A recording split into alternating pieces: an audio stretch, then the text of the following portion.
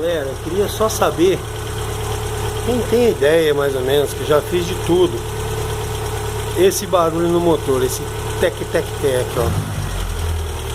Ó. Estão ouvindo?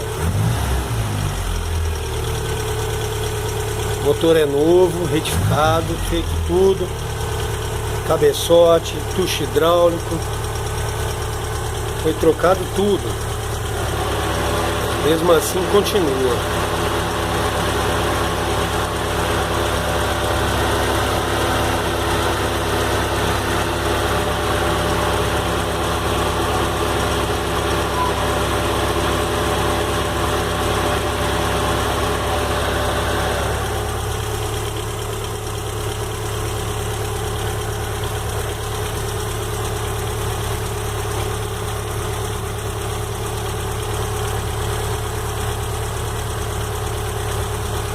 Vindo? Tec, tec, tec, tec, tec.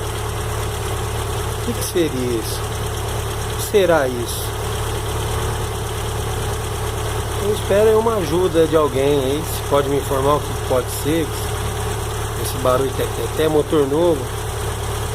Retífica, já foi 2 vezes em retífica. Falaram que era tucho hidráulico, já pus tucho hidráulico, não era. Falaram que é sai, mas o motor é novo, já levei, desmontei de novo, foi conferido. Tá normal, montou de novo, continuou o barulho.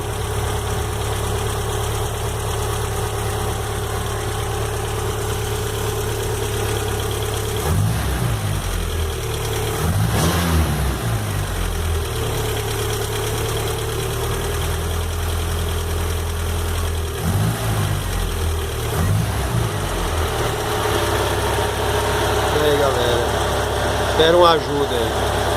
Obrigado.